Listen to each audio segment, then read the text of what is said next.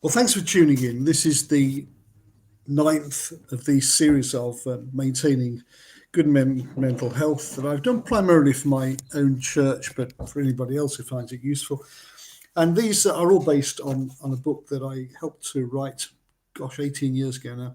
I'm Not Supposed to Feel Like This, which is a self help book for particularly for Christians, but not simply for Christians, but people facing issues of depression and anxiety and approaching these things from a cognitive behavioural perspective.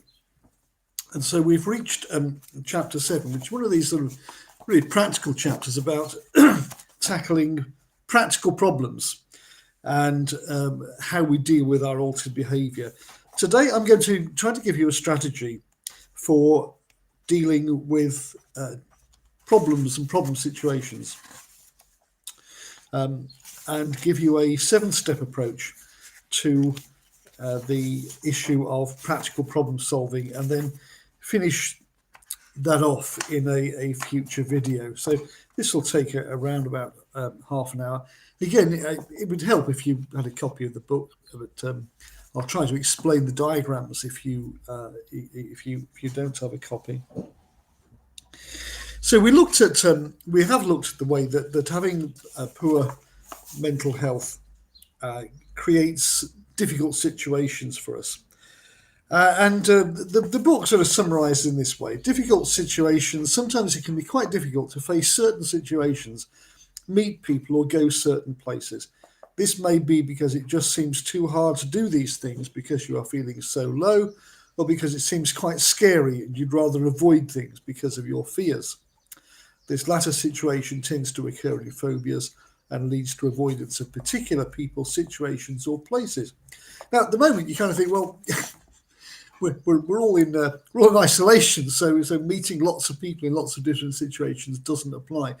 But in a way, it does apply, because it can include meeting just one or two people, and it can involve even meeting people from our own families with whom we are familiar. And as this is recorded on the 11th of May, when the government is starting to ease restrictions, and for some people the idea of going out into the great outdoors and seeing more people milling around, that's a kind of wonderful thing, because we're very gregarious, we want to be with people. For other people, actually, that's quite a threat. Most of the people I know who have issues of depression and anxiety find being with other people, particularly in significant numbers, quite difficult. And there are situations that we can find stressful, practical problems that we face that we simply find it hard to deal with. We may have relationship problems at home, work, or in church. People being bullied in work, ignored, shouted at, children difficult to control. And then there are practical problems, housing problems, debt problems, employment problems, not being able to pay the bills, and so on. And so often what happens when folk have a depressed mood or experiencing anxiety, often because of the effect this has on their lifestyle, it compounds the issue, and other problems, other difficulties then kind of naturally arise. For instance, if you are a person that finds it difficult to get enough energy to do things, and if you find meeting people difficult, and become very withdrawn, and you want to become quite secluded and lock yourself away, it becomes difficult to get a job to earn a decent living. And so problems of a financial nature, paying bills and so on, those things start to come into play as well. One of the difficulties that people often face when they are feeling anxious or depressed is feeling overwhelmed. The situation is such that it feels as if I'm standing and overhanging me is this huge mountain of problems, and I simply don't know where to start. The things are just sort of mounting up, and it's a huge mountain that's towering over me. And what do I do? How do I how do I start to address and tackle these problems? And the temptation is to, either metaphorically or even literally crawl under the duvet and pull it up over your head and just hope it'll go away. And of course, what tends to happen is that it doesn't go away. So we're going to look at a 7-step approach to problem solving. And I want to encourage you to perhaps identify one problem that you have at the minute. If you haven't got any problems, then part of me says, what are you doing listening to this? And part of me says, how fortunate you are. But you may know what it is to have problems. So identify perhaps a problem that you are facing at the minute, a particular difficulty in your life. And we're going to take a 7-step approach. And the 7-step approach, you might want to jot this down. If you've got a piece of paper, you might want to put this down because this is the pattern we're going to be following.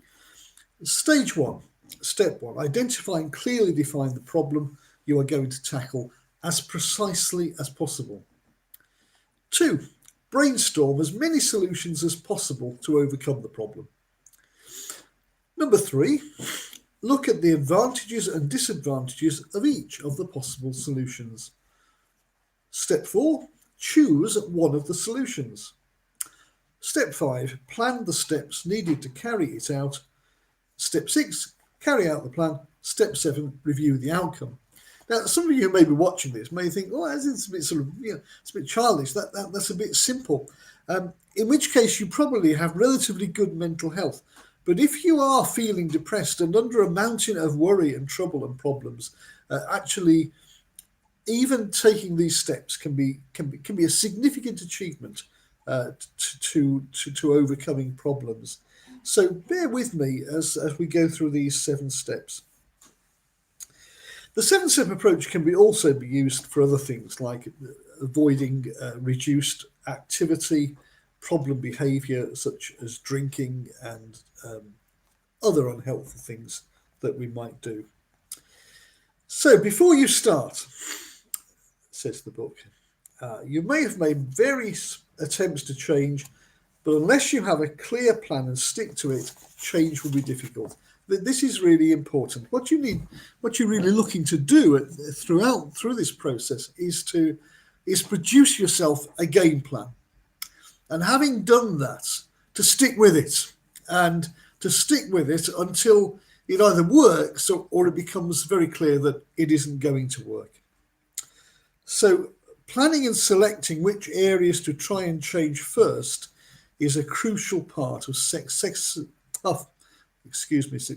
moving forwards. So choose, identify and focus on one problem initially and not on other areas. And setting targets will help you focus on how to make the changes needed to get better.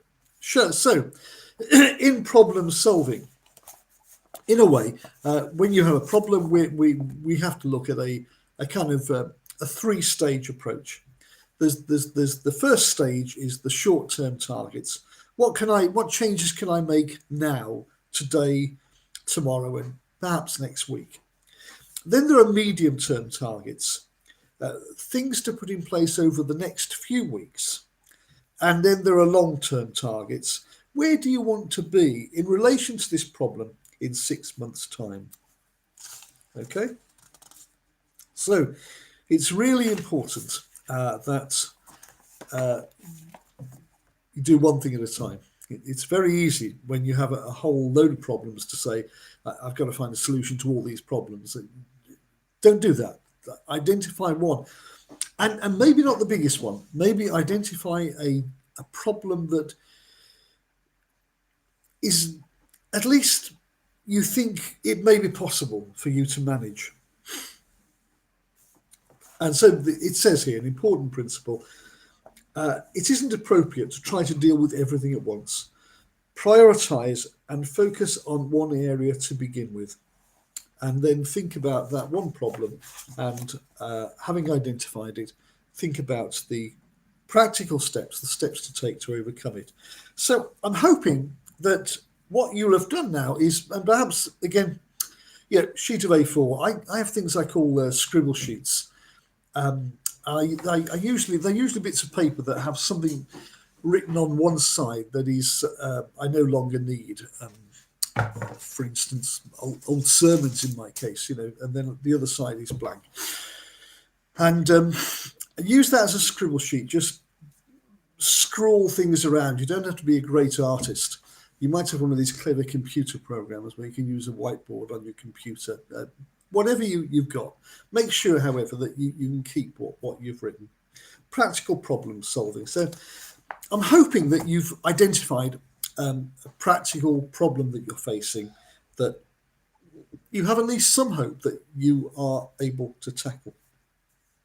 Step one. So step one is identify and clearly define the problem as precisely as possible.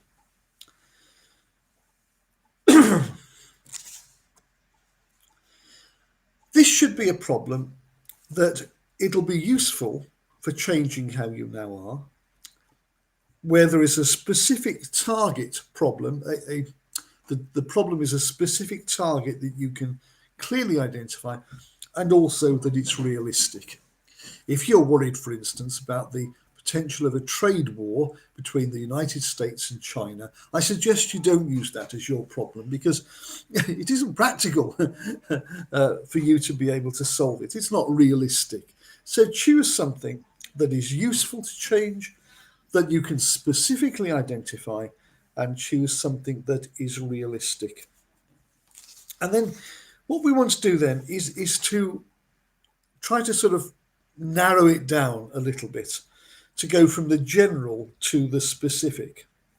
So, for instance, let's take a common problem that many of us have experienced, and we may be experiencing now. My general problem is I don't have enough money. That's a general problem. I don't have enough money. Now, I know most of us think we don't have enough money. In fact, most of us probably do, but let's take that. Imagine I don't have enough money. Narrow it down to the specific problem. What's the specific problem? And your specific problem might well be, I need to be able to pay my electricity bill at the end of this month. And that's a specific expression of that problem. If you like, it's a funneling process. So we'll take an example of Mark. I seem to have a number of Marks. It's nobody I know. It's just a fictional figure. Mark has a general problem. He doesn't have enough money. Although that's a correct statement, it's not a very clear target for change. A more specific target problem might be identified by Mark answering the question, exactly what aspect of not having enough money is causing me a problem at the moment? And then Mark can then be more specific. Mark's target problem, I can't pay my electricity bill this month. Example 2. Catherine has 2 young children at home and has an unsupportive partner. One of the general problems that she faces is, I feel stressed by the demands of looking after my children. Now, that's a correct statement, but it's not very specific. So she would ask, exactly what aspect of looking after my children is proving to be so stressful? And she identifies the target problem in this way. When the children cry, my partner always expects me to respond to their crying. He never gets up or offers to help. So it's the lack of a supportive partner. My partner won't help when my children are crying. So you might need to do a little bit of practice of this with your problem, but try to say, okay, this is my problem, but what specific aspect of it is causing me difficulty now? Step 2, brainstorm as many solutions to overcoming the problem as possible. And don't worry if they're ridiculous. Often we see a problem and it seems too difficult even to start tackling it. One way of dealing with that is to brainstorm. So what weird and wacky ideas, what are all the different things I can think of to solve this problem? The more solutions that you generate, the more likely it is that a good one will emerge. And you should include ridiculous ideas as well. So, questions that would help you to tackle your problem. What ridiculous solutions can I include? What helpful ideas? What would people in my family, in my church, my friends, my colleagues at work, what would they suggest? What approaches have I tried in the past in similar circumstances? And what advice would I give to a friend? So you can say, okay, what are the outrageous ideas I can think of? What would other people say? What have I tried before? What advice would I give a friend in a similar situation? Step 3, look at the advantages and disadvantages of each of the possible solutions. So you step back and you say, is that realistic or is that not realistic? And then step 4, choose one of the solutions. Say, of all these potential solutions, which one is likely to succeed? And then step 5, plan the steps needed to carry it out. And this is where people often have difficulty. We need to generate a clear plan and the specific steps that we will take to solve the problem. And we'll try to deal with the specific issues that we faced with Mark and with Catherine in a short while. So for the effective change to have a meaningful impact, questions we need to ask: will it be useful for understanding or changing my situation? Is there a specific task that I've identified so I will know when I've done it? Is it realistic and achievable? Does my plan make clear what I'm going to do and when I'm going to do it? And are there any things that could get in the way of it happening? So that's stage 5, step 5. Plan the steps you need to carry it out. And the steps need to be practical, things that you can say, this is what I will do. Step 6 is to carry out the plan, which is relatively straightforward because you now know the steps, hopefully. And step 7 is review the outcome. Well, did it work? How successful was it? And don't get too discouraged if it was either unsuccessful or of limited success. You at least devised a plan and attempted to carry it out. What difficulties did you encounter? What did you learn from that plan that maybe you could apply to future plans to solve problems? No matter what happens, whether or not your plan is effective, whether it seems to have been a great success or if it seems to have failed badly, learn from it. You can always learn and take your plan into take the lessons you've learned into your next plan for dealing with problems. So when you do this, and particularly if it works at first, fantastic, then you've won and you've built confidence for the next one. If by any chance it doesn't work, and that's always a possibility, don't be discouraged. Learn and say, what has this taught me? So let's have a look at Mark with the money problems, doing the 7-step approach. Mark is a 35-year-old man. He's currently feeling depressed. He's self-employed and has been off work and has a reduced income. Let's suppose that coronavirus has struck and he's not been able to work. A number of people in that position right now. Step 1, identify and define the problem he's going to tackle. We've already done this. Mark's problem: I can't pay my electricity bill this month. I don't have enough money. Step 2, brainstorm the idea. Brainstorm the problem. How many solutions can I think of? Here are Mark's potential solutions. Ignore the problem. It might go away. Try to borrow money from someone at church or a friend. Try to arrange a loan or overdraft from the bank and use this to pay off the bill. Speak to the electricity company to ask if they will agree different repayment terms of my bill.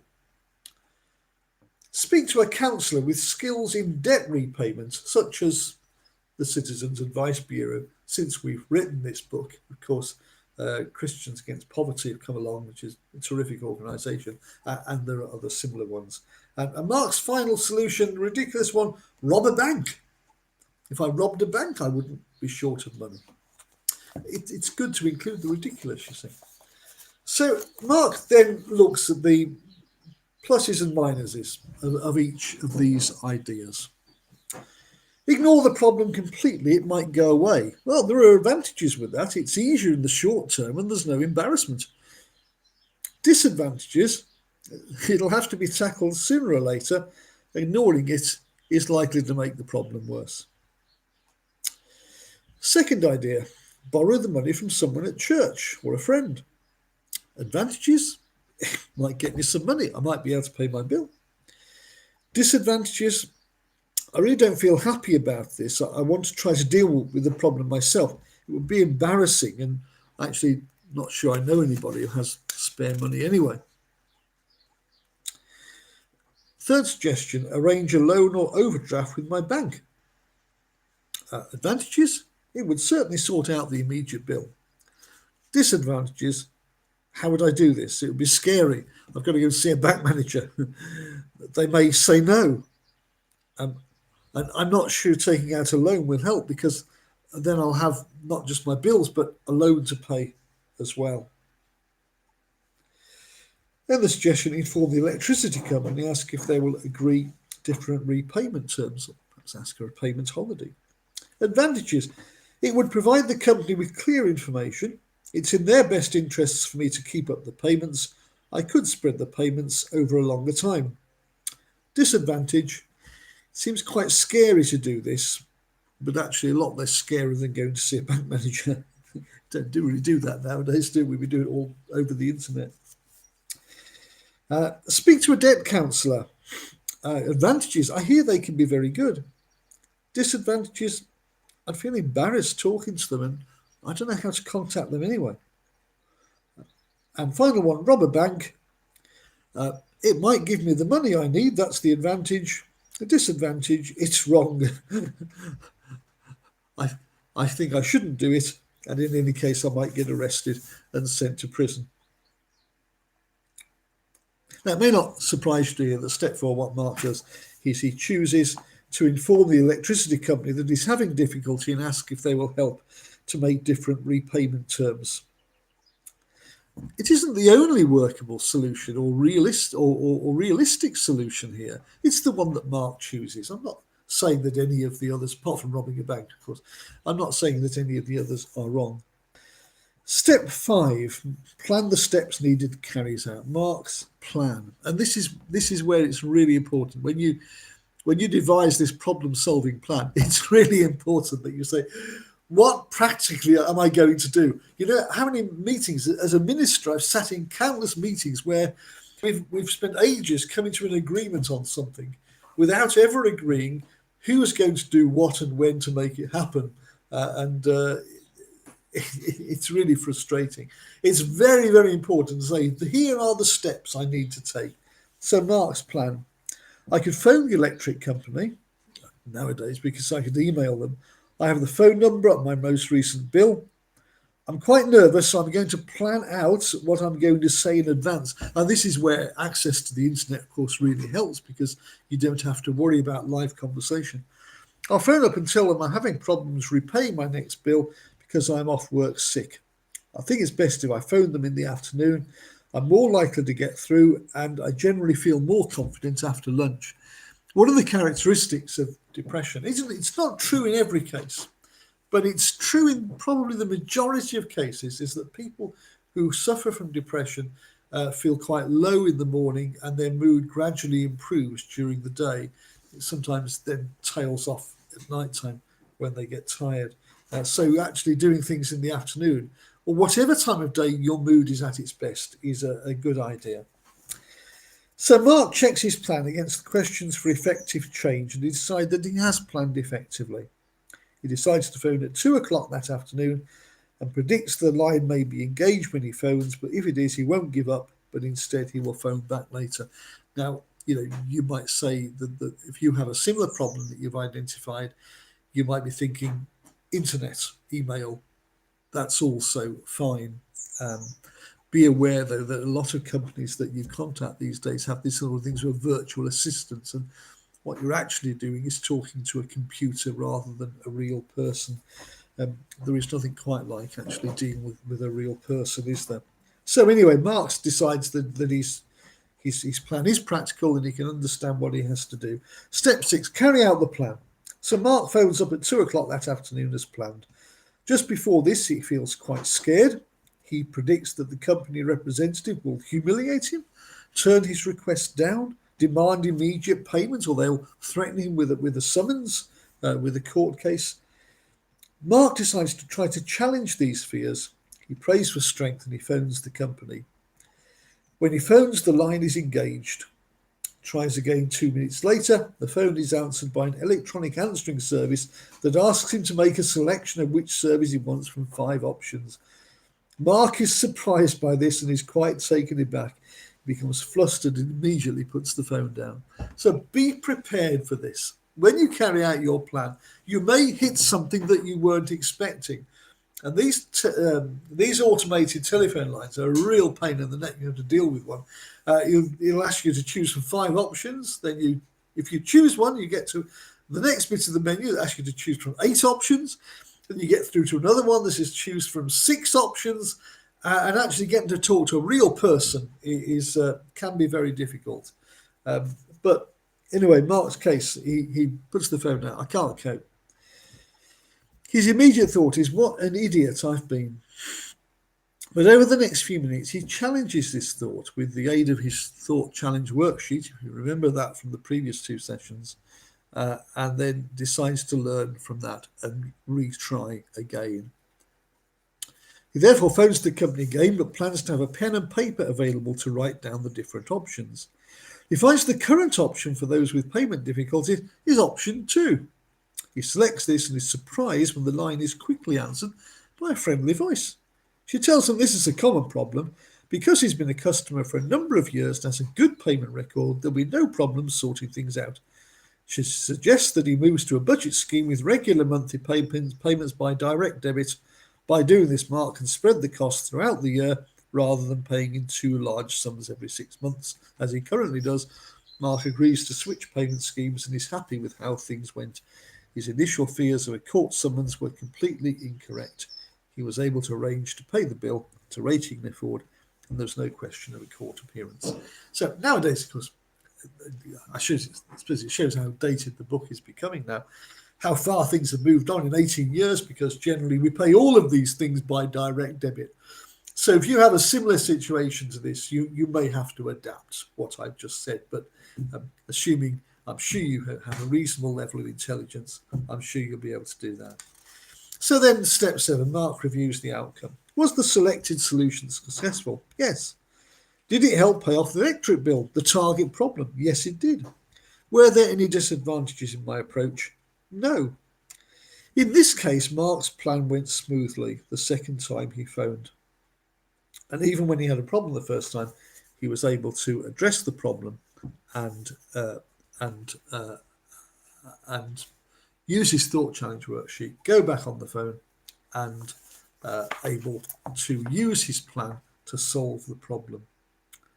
So if you are facing a practical problem, you now have the option of practicing this approach, if you wish, by using this 7-step approach that I've outlined. And you might want to rewind the video and remind yourself of the steps to take. And what I'd suggest you do is to have a look at that, have a look at a problem that you have, identify one of the problems that you face, something that hopefully you feel you're able to take on and say, I will tackle that problem. I write down the 7 steps, do the make sure you take each one. You might want to replay that part of the video so that you learn about making sure that steps are manageable, practical.